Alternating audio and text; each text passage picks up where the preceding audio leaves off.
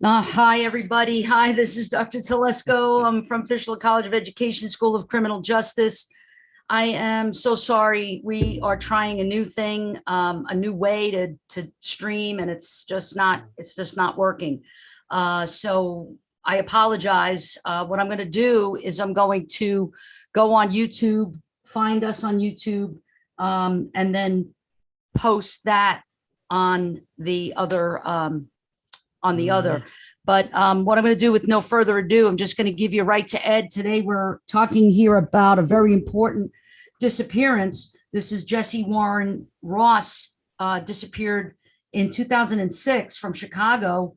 And he was a very popular, successful college student who attended some conference that Ed will go into the details about. He attended a conference and a student meeting, and he left that meeting at about 2 o'clock in the morning, something like that, right? It was an emergency meeting. And he left.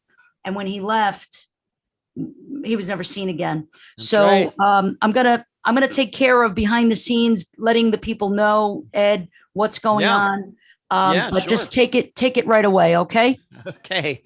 Thank you, Dr. Telesco. I have to tell you that as my viewers and listeners know, I'm going to say about twice a year, we run into issues with the live show that I do where YouTube changes something. There's not a good connection. Something's going on. And I'm sure that you'll figure it out before we are done here tonight. And of course, maybe we need to do some practicing before next time. But this happens at least a couple times a year. Yeah, I think the interesting thing is that we did practice it and it was perfect before this afternoon, but now it's not. Okay, that's fine. So once again, you never just know.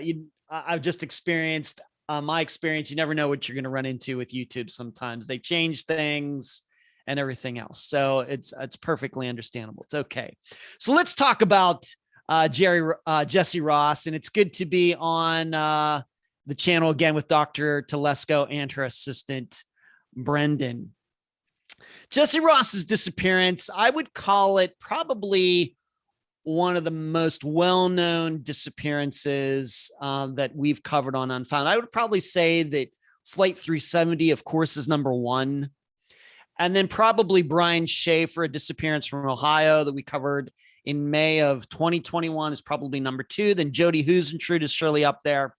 Then Jesse's, as far as in the United States, nationally, is probably in Unfound's top five.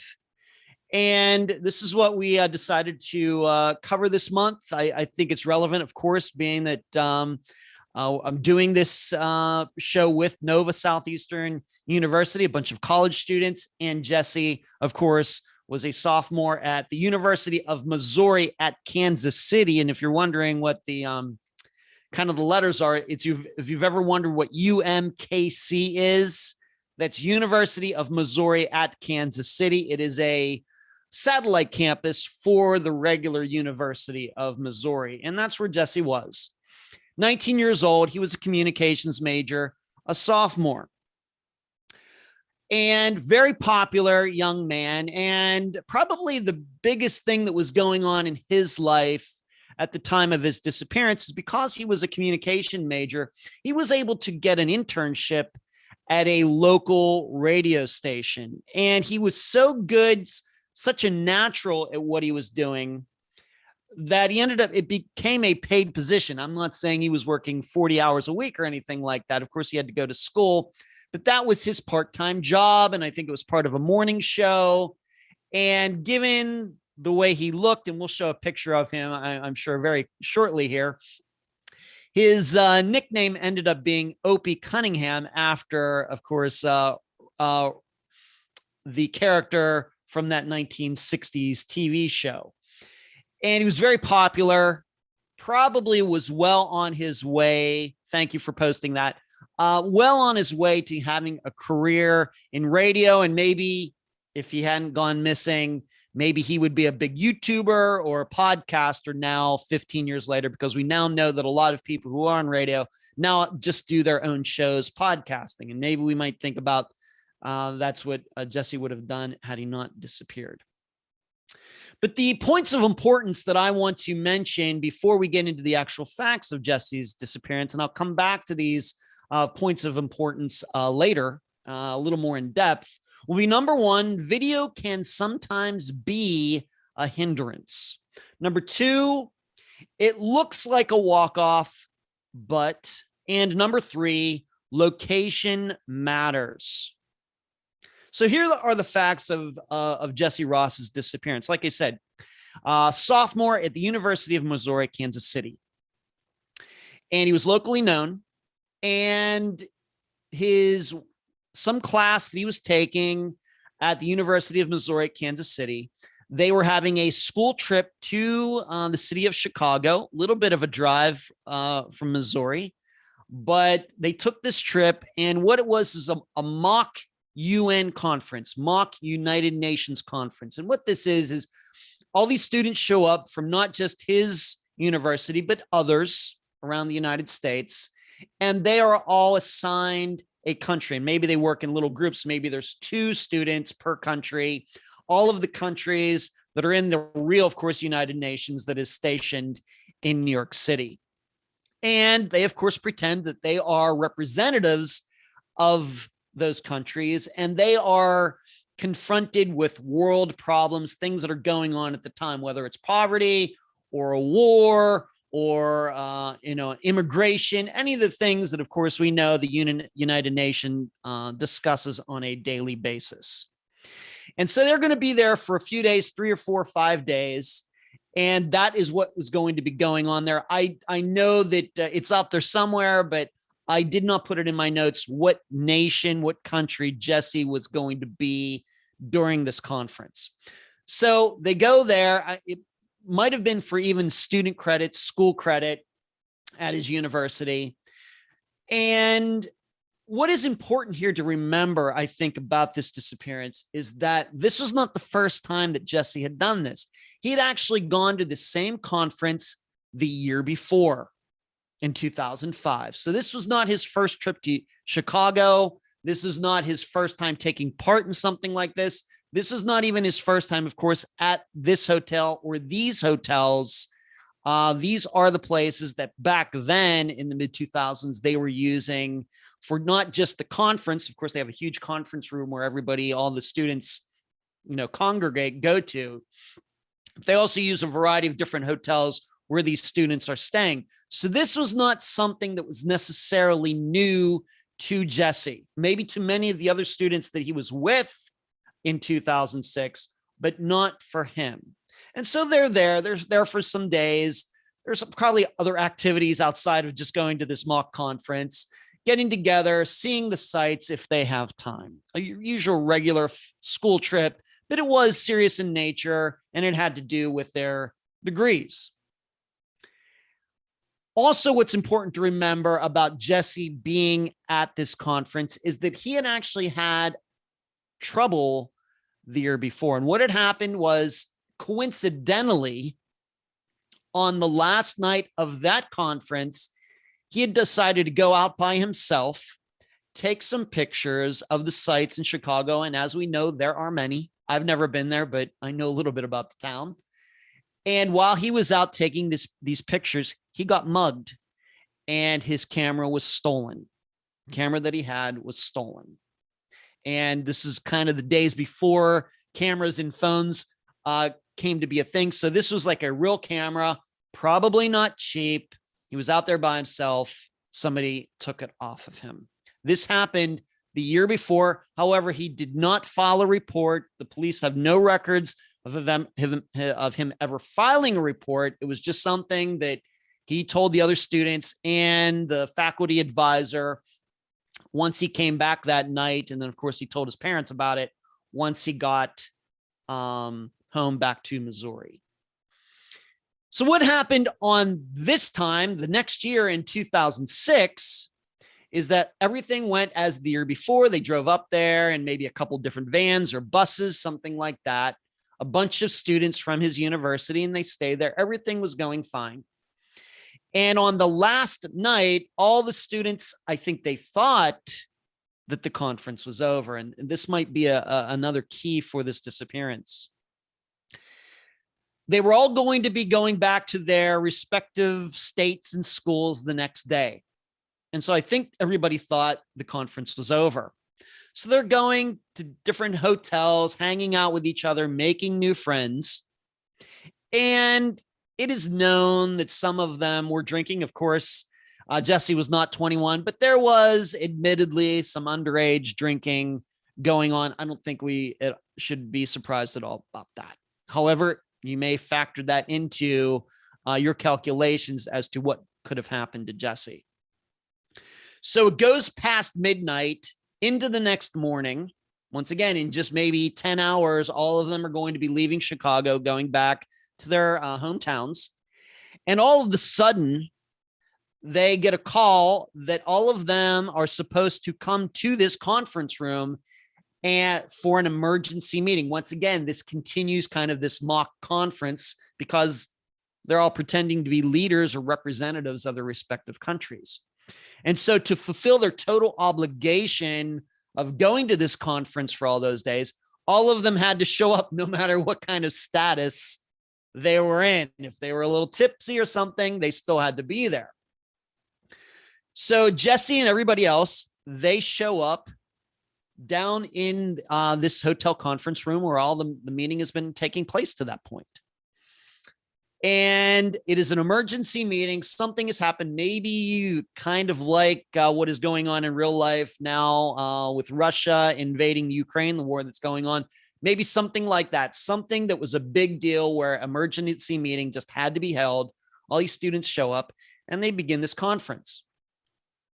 And they take a break, 1:32 in the morning, something like that. And something also important to remember about this is that the hotel where Jesse was staying along with these other students from his university was not the hotel where the conference was being held. And we'll be showing a map. Thank you for that map right there. But it was about, as you can see there, about a 0.6 miles, about a 12-minute walk from the hotel, which was like in the north part of this picture right there. And the hotel where the conference actually was down at the south part of that picture that you're seeing there, very near what they call the Chicago River. However, on this particular night, when this emergency meeting was called, Jesse was already over at the conference hotel.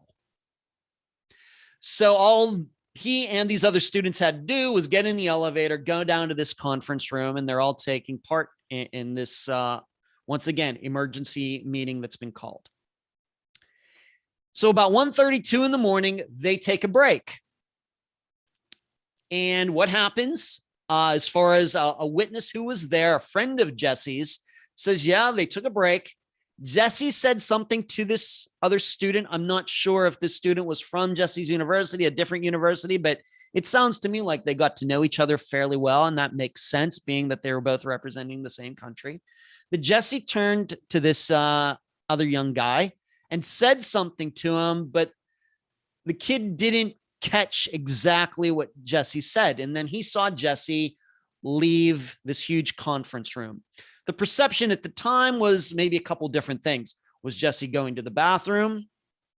Was he going to maybe walk back over to his host hotel? He would have had time to walk down there and back. I think this break was going to be a half hour, even though we have to remember it was very early in the morning, 1:32 a.m., something like that. If he had forgotten something or maybe thought he needed something, he could go down to his hotel. He would have had the time to walk back. He would have had to have hustled, but my impression is that he would have had time to do that. But this student who was working with Jesse one-on-one for their country wasn't sure what he was doing. He just thought, well, he'll be back when we get going in a half hour. Well, Jesse didn't come back. Conference continues. It ends.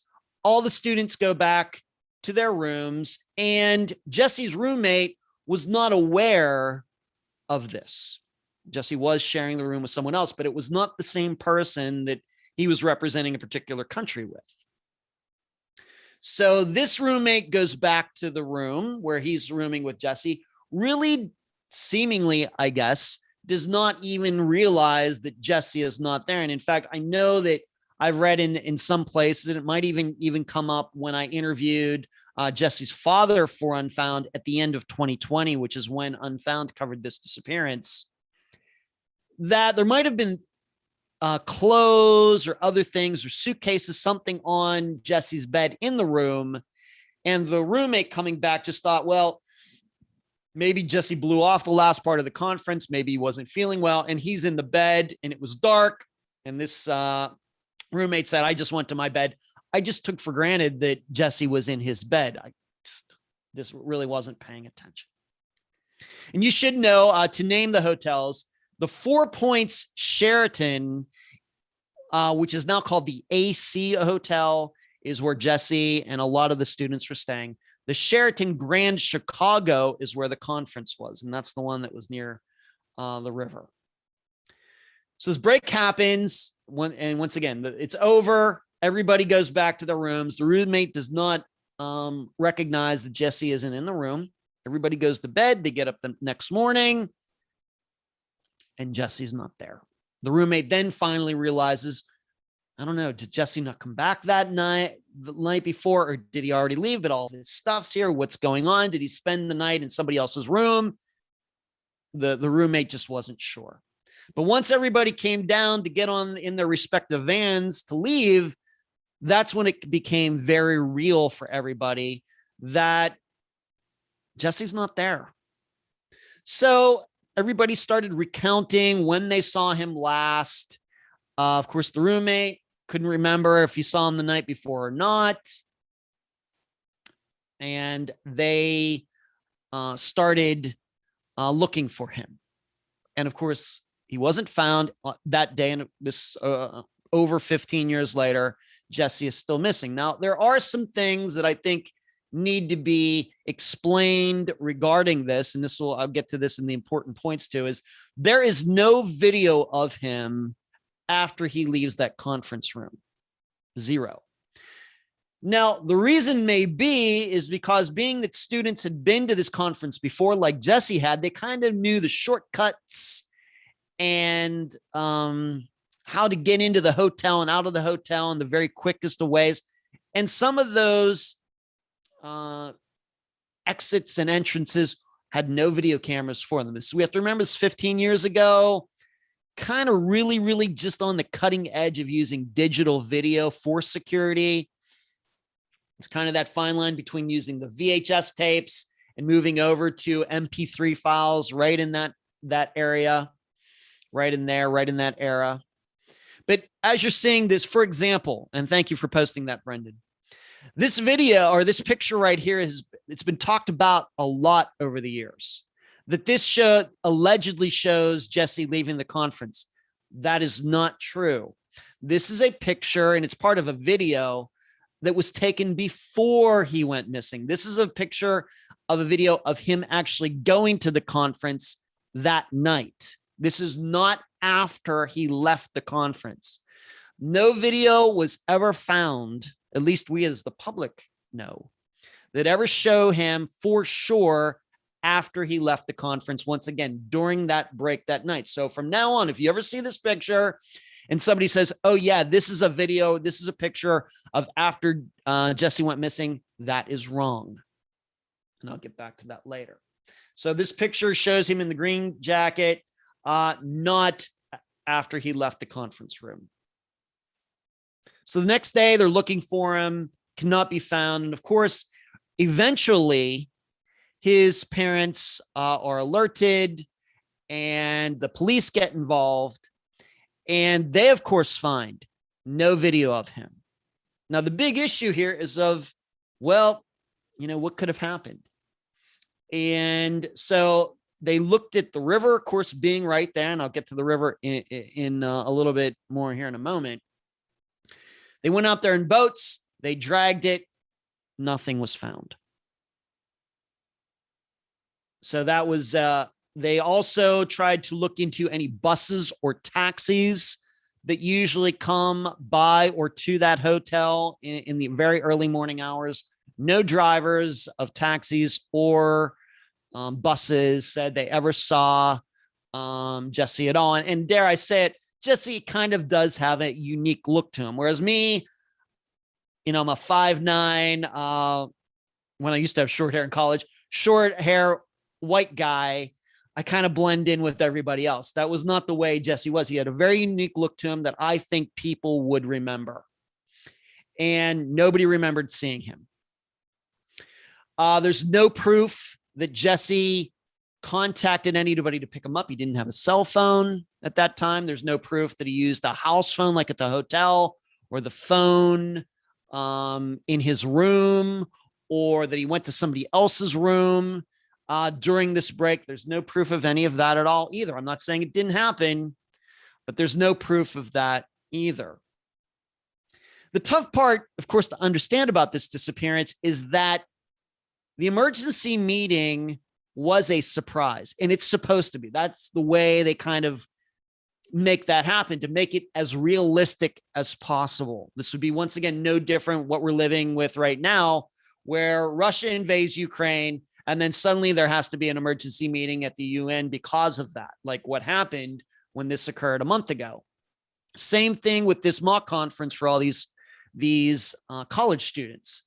They had to show up. They didn't know it was going to happen. But as some people have pointed out over the years, Jesse had been to this conference the year before, and I'm sure they did it that year before as well. Could he possibly have known that this emergency meeting was going to happen, even maybe though most of the students did not, just because of his experience? It's something to think about. Now, there are theories. Was he trying to go back to his room? And like the year before, remember, the year before, he did have trouble. He ran into trouble when he was in Chicago. Did he get mugged like he had the year before? But this time, some person or people decided to abduct him. There's also an idea out there.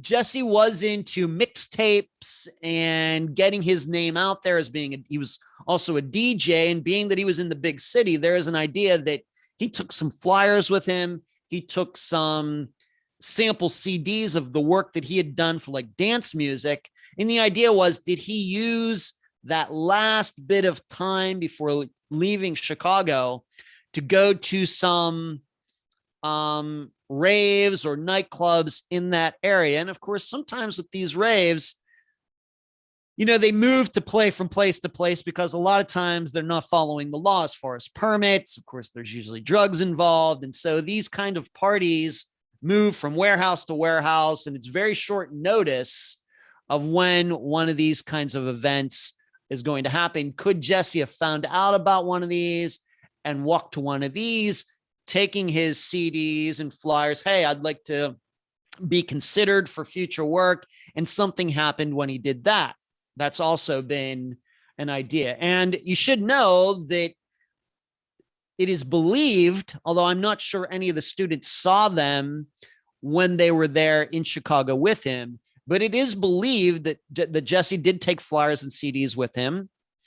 And those things were not found amongst his belongings, his clothes, his suitcases, when his family did get all of his stuff. Those things were not found. So I guess that is a possibility.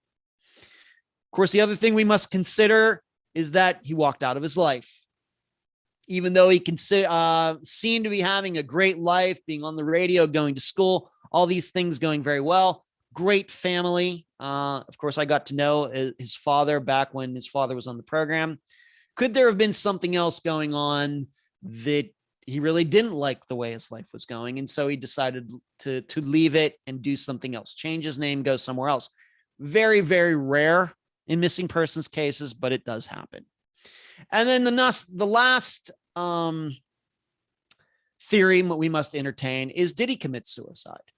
Did he, for example, I'm not saying that's the only choice, but did he go into the river and for whatever reason? And many people know about this hoax, what I would call it a hoax, called the smiley face killer theory, that there is a group of people out there that are looking for young men late at night to abduct and then throw into rivers to kill them.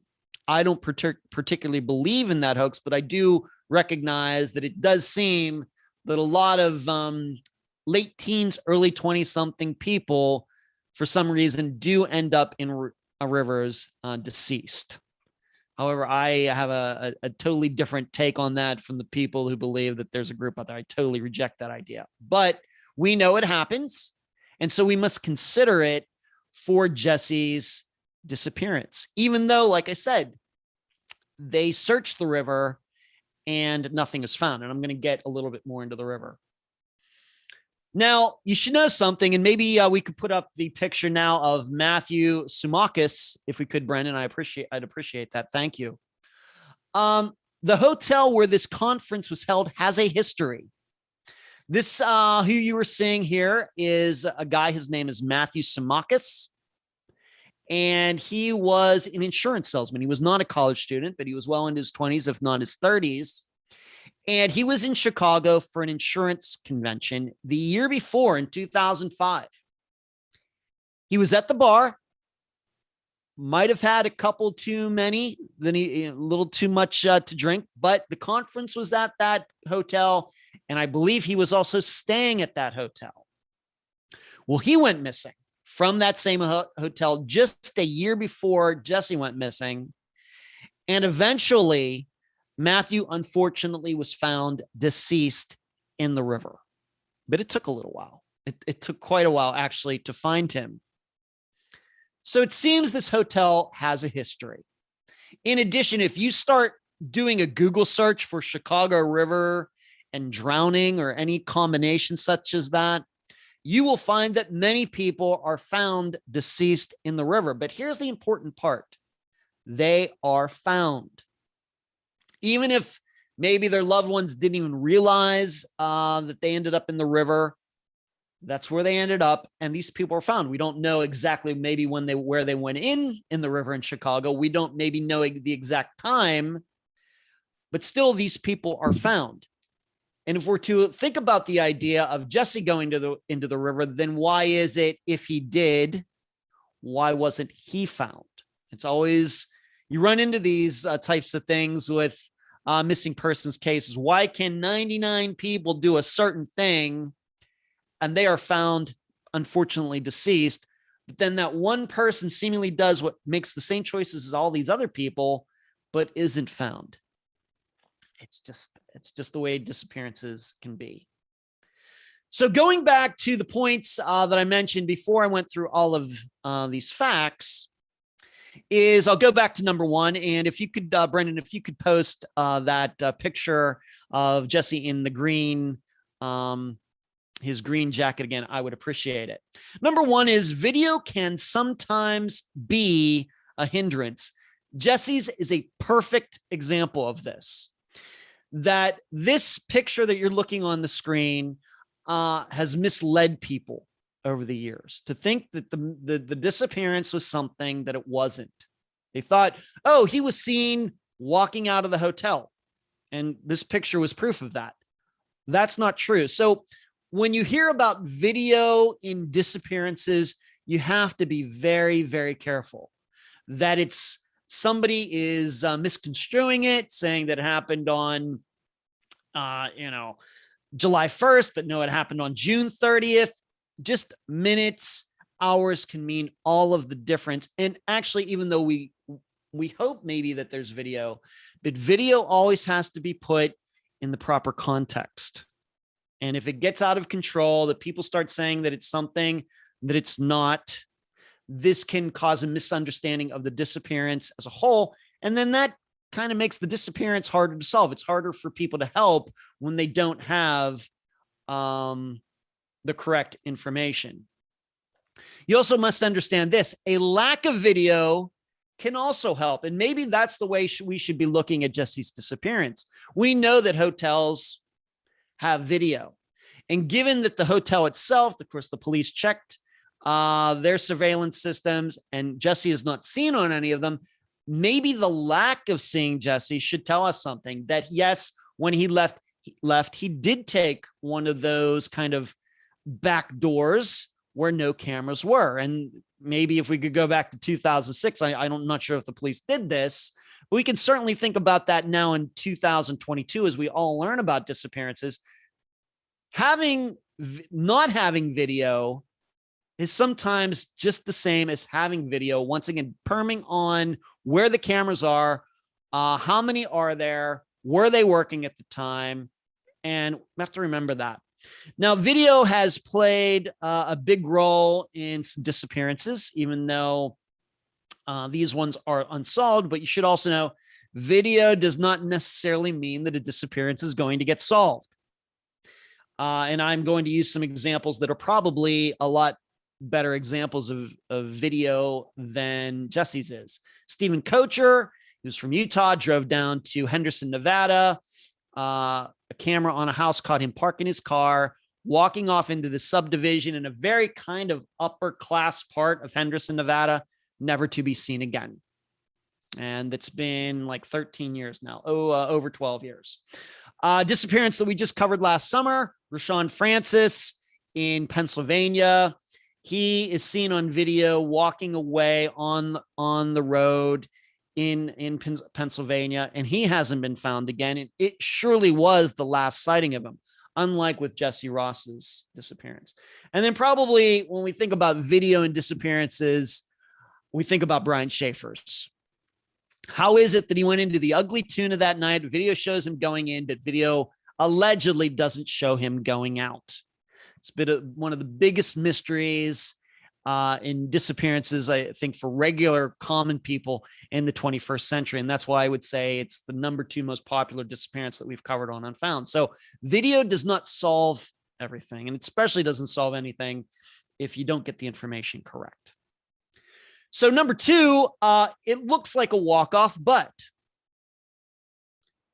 however we look at this, nobody doubts the idea that Jesse walked out of that conference room by himself. There are no stories that he was with somebody else or somebody was following him or anything like that. He was not abducted from the conference room.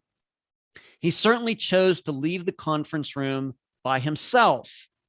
The issue, though, is that in all types of disappearances where we have walk-offs, and it's not a rumor, but it's actually true, if we might have video or a really, really good witness who isn't considered to be a suspect, is that anything could have happened after that person left a house, a job, a hotel. Anything is possible. It very well may be that he walked out of his life, but it also could be that not just Jesse, but for anybody. They could have had plans to go back to their hotel room. Maybe Jesse was feeling sick and he got abducted. So that's when I say it looks like a walk-off. It looks like this person just walked off on his own, but that may not necessarily be the situation.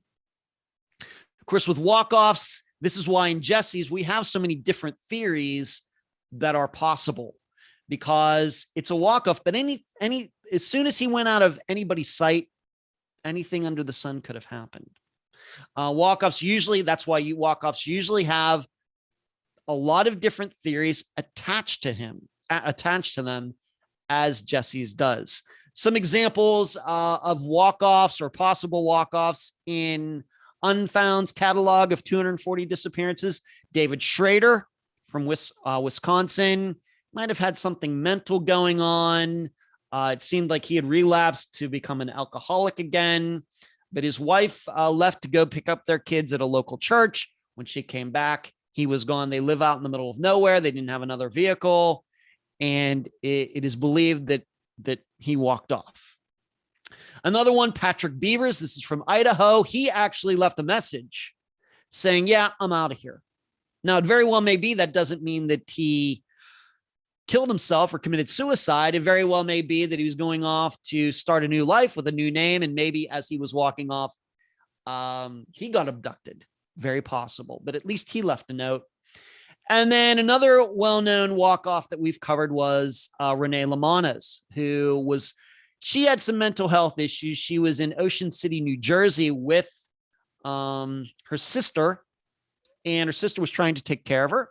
Renee wanted to get out of the house. She ran off. Her sister was right behind her going out the front door. His sister got outside. It was the middle of the night and Renee was gone. That was back in 1994. That's a disappearance that's almost 30 years old. And there are different theories in these 3 examples. There's different strong theories for all of them. They're all different, even though they are all technically walk-offs.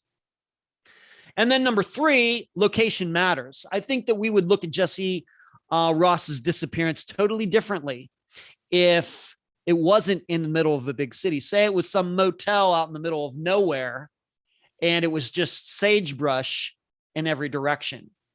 We might then think about his disappearance in a totally different way. Well, how does someone go missing where there isn't a river, or there are no other buildings, or there are no taxis or anything like that, and it's just desert for as far as you can see? How does somebody go missing like that? But I'm here to tell you, it happens. What if the hotel was near an interstate? Each location changes our perception. Jesse could still be the same person. He could have been at that hotel for the same reason, but just changing the location of the hotel can change everything regarding a disappearance.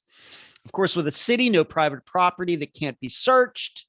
In the country, there are already only so many places a person can go. I'll give you some examples. Tiffany Daniels, she parked her car at the edge of the Gulf of Mexico. Had she parked her car somewhere else, we wouldn't suspect that she went into the water. Ben Archer, also another young man who was seen near water. Did he go into the Delaware River or not? We just don't know. Doesn't mean that he did. Jason Jolkowski, which to me, it's a disappearance that's very much like Jesse's, in that both of these young men seem to have perfectly fine lives. We talk so much about mental health and drugs and all these things on Unfound all the time. But Jason and Jesse's and a few others, they just seem to be living these really good lives, no addictions, doing well in school and everything, and they just go missing. How can that be? And so when you look at that and then you look at the location, that all factors in when you start to think about, well, what could have happened in this particular disappearance? I cannot tell you, just something that's changing location can totally change your perception of a disappearance. And of course, Jesse is still missing over 15 years later. I think his family has done a fantastic job keeping his name out there. They do a lot of media appearances. Of course, his father was on Unfound at the end of 2020. And of course, we still hope that Jesse is alive out there. I don't know why he would have made the decision that he did if he's still alive and decided to change his life. I can't even begin to guess, but we certainly hope that he is still alive out there and just decided he wanted to do something different with his life. So those are the facts, the major facts of Jesse Ross's disappearance, Dr. Telesco. Wow. So thank you so much. Wealth of information. Thank you, Brendan, for all of the pictorial and the maps and all of that. Really, really appreciate that. I do want to just take a moment to say that I'm so sorry about the technology again. So because I did say that in the beginning, but now we have, I think, our full cadre of folks who switched from the old link to the new link. So thank you for your patience on that. Dare I say it that Unfound viewers and listeners are used to this. Yeah, technology. We set up links. That happens once in a while, kind of a couple times a year. So if they are Unfound people, I understand they're used to going to new links. A lot of them are Unfound people. A lot of them are from Fishler College of Education, School of Criminal Justice, particularly my PhD students. I see them all. I'm not going to do like Romper Room. This is probably before your time, but Romper Room, they used to be able to say, I see Keldon and Carrie Lynn, and but I do see you. And don't forget, my PhD students, please email me and let me know that you were on the program tonight. I do want to just kind of throw out some of the comments that are here. And by the way, our dean is watching. Dr. Kimberly Durham is watching. She's the dean of Fishler College of Education, School of Criminal Justice. Thank you, Dean, for all of your support. Hello, Dean. I think she really likes tuning in to your program, Ed. Thank you. So again, thank you for your time and all of your information, and the wisdom that you have is just terrific. And not only terrific, but valuable, because what you do is you give voice to those who are unfound. And this validates the family, and this provides empowerment, some dignity, sense of a little sense of that my loved one's not been forgotten. So thank you for the work that you do. It's tireless, and it's so valuable. So here's what we've got. We've got Keldon says, interesting, no video of him after being in the conference room, but it makes sense per the time frame of security advancements. Yeah, we have to remember, we think of 2006 as not being that long ago, but we also have to think about the fact that this was before the first smartphone came out. I mean, I really remember 2006 like it was yesterday. I was 36 years old, but it was a different technological age. There wasn't quite Facebook yet. YouTube was just kind of starting. There was still MySpace. We still had Blackberries was the major advancement in cell phones. And I think the most important part is that, I worked in the convenience store business in the late 1990s. They were still using VHS tapes. And I know that continued well into the 2000s. So I can't help but think that when it came to this hotel, that I'm sure they had security cameras, but they're just using VHS tapes, which means they're probably not using as many cameras. Whereas today with digitizing everything, MP3 or MP4 files, you can have 100 cameras and you just put it right onto a hard drive. You could do that forever. But I don't think that was quite the way it was back in 2006. Yeah. This must be one of yours, Kathy Dauz. I know, okay. Kathy, sure. So Kathy says, no proof that Jesse was mugged in 2005 at this conference. His dad thinks maybe Jesse set his camera down and was stolen instead of being mugged. It could be. That's as far as what happened the year before in 2005. I'm not saying that Jesse was hurt. I don't think that he was knocked to the ground. I don't think he had to go to the hospital or anything. All the story is that he went out to take pictures and somebody stole his camera. It very well may be that that he set it down and there was just an opportunist. Very well may be, but it happened. Right. And that's what he told his family. Yes. Yeah. Keldon says, I wonder if it's an inside hotel job per these two missing persons cases.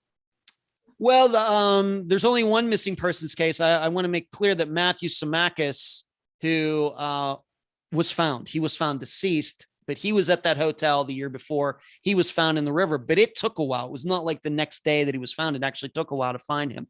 Right. As far as I know, there is only one missing person from that hotel who was at that hotel and then went missing. That is Jesse Ross. But on that though, as far as that theory goes, that has been brought up. I don't know whether I believe it or not, but if you go to Web Sleuths or Reddit, you might find some people, throwing that idea out there. Did something happen in the hotel and management covered it up? Yeah. I've covered a disappearance like that, Cameron Remering in San Francisco, where I could certainly believe that the people at the Fairmont covered something up because of the way Cameron was behaving that night. But Cameron Remmer and Jesse Ross are two certainly different people for sure. So it would be hard to imagine what Jesse could have done to get himself in trouble in that hotel. But yeah, maybe. Okay. Ardeen just texted me a question. She said that you interviewed the father in 2020. And so what does he think after all these years? I don't like to go on record to say us, what families think. We don't do theories on the program. When we do talk about theories on the program, I offer a variety of choices, just like I did here.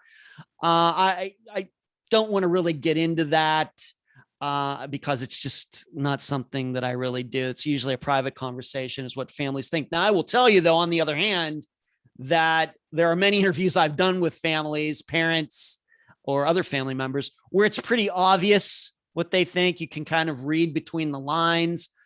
I'm not sure that you can do that with Jesse's father in that I would say that he doesn't want to believe. Of course, he wants to believe that his son was alive And I would say just in general that most parents, when they have missing adult children, that they won't want to believe that if the son or daughter is not alive anymore, they want to believe that it was something that, it wasn't a suicide or anything like that, or an overdose. They want to believe that this person ran into foul play, and that's the reason their son or daughter is not there anymore. Right. Jerry is a PhD student in my class. He says, depending on the water temperature, bodies do surface eventually.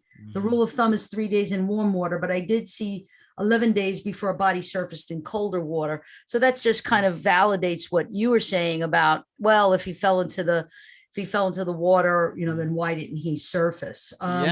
Here's another one. Anne, who's also a PhD student in criminal justice, says, I visited Chicago for a national conference, stayed close to the river, and many blind spots around as I'm thinking back now.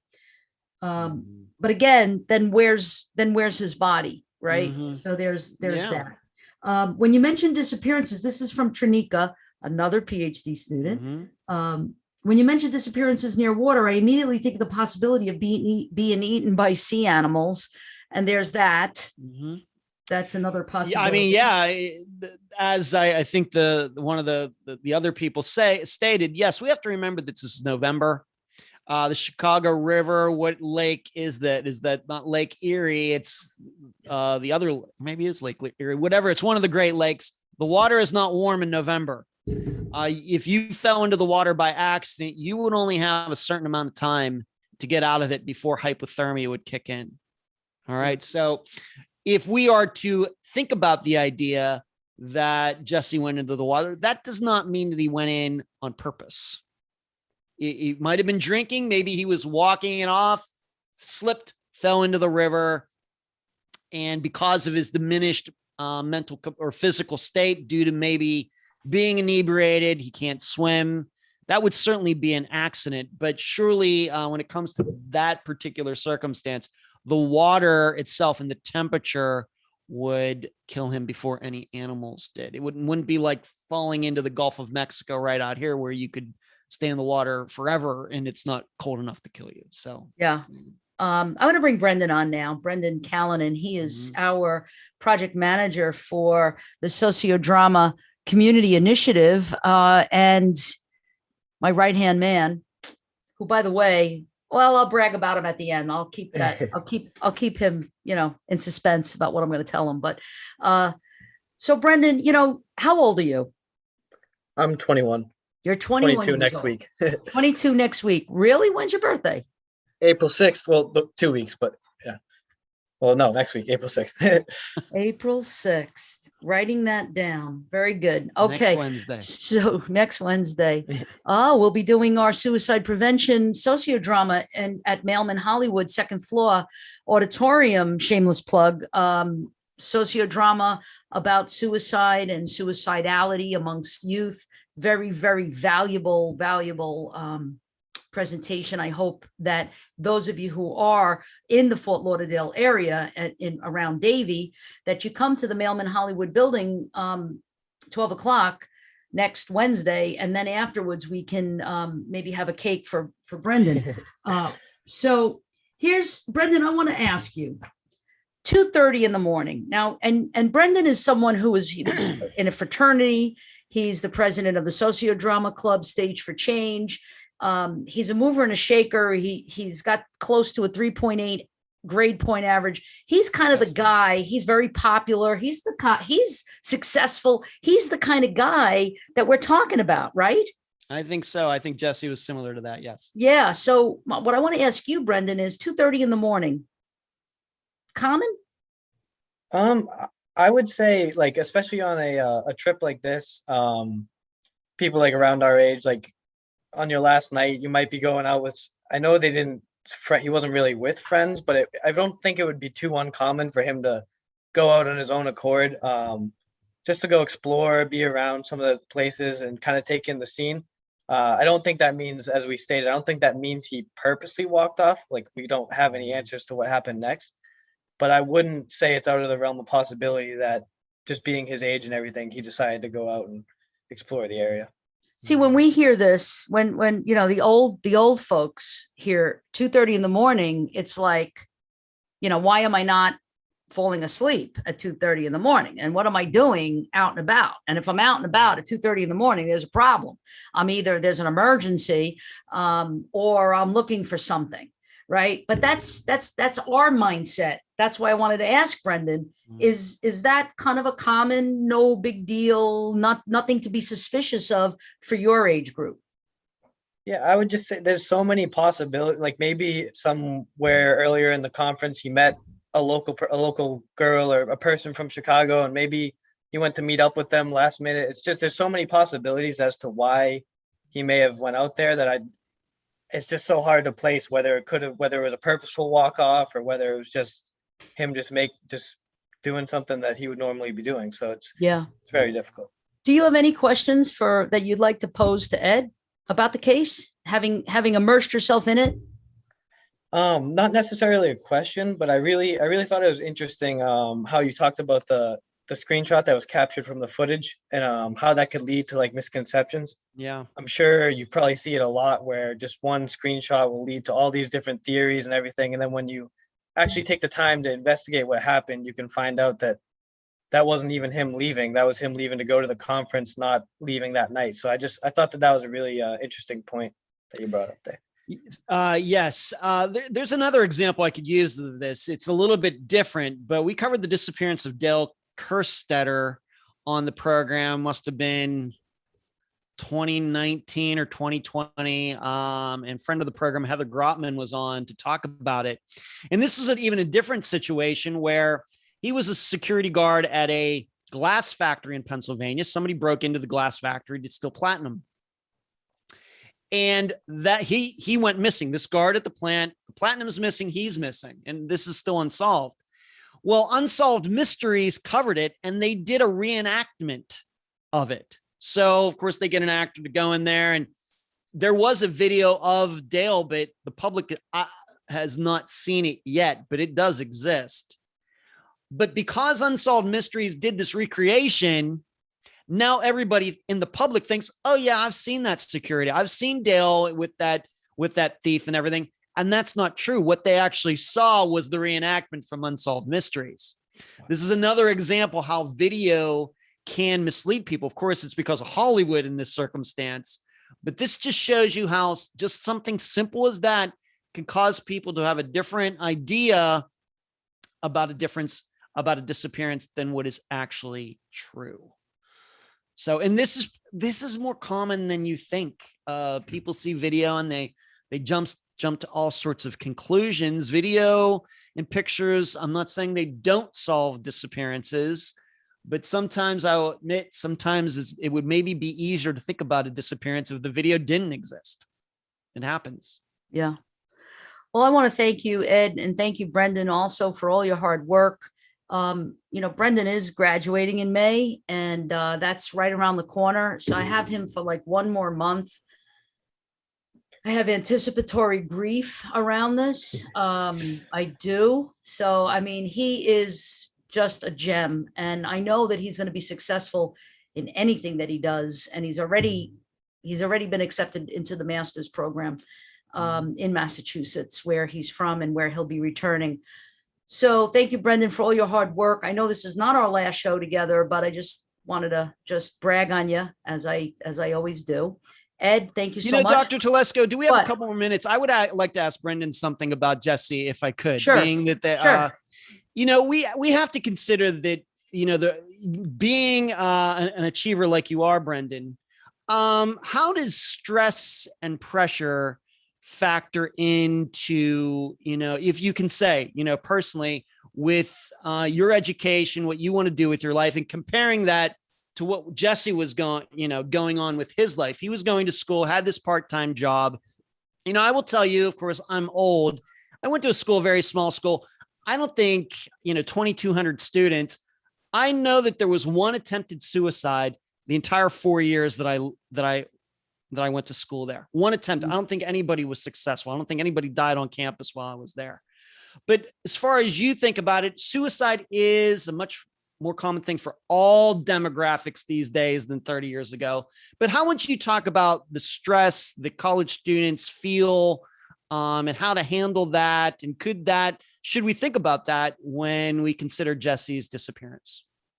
Yeah, absolutely. I mean, especially your description of him showed that he had a lot going on outside of school, with school, everything. Being involved in a conference like that he's been to many times, I know there's a lot of preparation and stuff that's involved in that. So I think it could be a factor.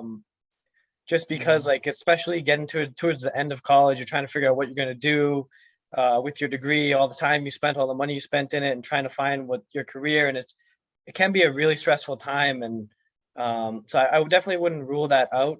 It's just so hard to say because all the descriptions of him are a happy kid, upbeat kid. But as we know, sometimes those are the people who are struggling. So it's just it's very difficult. It definitely could be a factor, but I don't want to say that it is, obviously. Yeah, you know? exactly. Yeah. I mean, when I was in the police department and I taught at the police academy, actually, when I was the commanding officer of the behavioral science department, I don't know if I told this story before, but one of the instructors, who was this happy-go-lucky guy. I mean, he'd pass you. Other people, kind of grumble when they pass you in the hall or whatever. He would always stop and say, "Good morning, Lieutenant. How are you today?" Big smile on his face, this guy. And he took his revolver and killed himself in front of 200 police recruits in the auditorium of the police academy. Shocking, because you say this guy is successful, popular, happy, or at least on the outside. What would make someone do that? So again, we don't know. We don't know what's going on for people, which is, again, another shameless plug about next Wednesday, why it's so important for us to raise awareness and raise consciousness and educate around suicide prevention and suicide awareness. And to counter that, we have to remember this was Chicago, one of the most dangerous cities in the United States, not just now, but back in 2006 as well. So we don't want to make anybody saying, "Oh, we think Jesse did this." We have to realize he was in a dangerous place. And it very well could be that he was walking back to his hotel and somebody did drive by. I don't know what the odds of that are, but it's more statistically probable to happen in Chicago than it is in hometown, middle of Kansas, USA. So it's something. And yet, and at the same time, disappearances are happening in hometown USA. That's right. They happen everywhere. That's right. That's why it doesn't make any sense. What really gets me as an investigator in law enforcement is like no real evidence. There's like nothing. It's literally like, not only does the person disappear, but so does all of the evidence disappear. Yeah. What happens? This is just so fascinating. But Ed, thank you so much. Any last words? No, it's good to be with you all again. And the month went quick. It seems like we just did this last week, but it was a month ago. Yeah. And maybe we'll have to talk about, maybe I'll be seeing you maybe this next month. Maybe we can work something out coming down to the Nova Southeastern area, but we'll talk about that off the air. But it's great to be here again. Tomorrow we have an episode coming out, the disappearance of Harry Milligan. From Speaking of the Middle of the United States, Iowa from 1984. I hope everybody will check it out on Spotify and on our YouTube channel. The next time that we are scheduled for an Unfound YouTube live stream, hopefully without any technical problems. We'll work it out. I don't know, but I have a little PTSD from tonight. Is April 28th. April 28th at 7:00, same bat channel, same bat time. We'll see you then, Ed. And thank you to all of the viewers. Don't forget, my PhD students, email me that you attended tonight. Thank you to the dean. Thank you to all at Fischler College of Education, School of Criminal Justice, and all of those Unfound followers. And we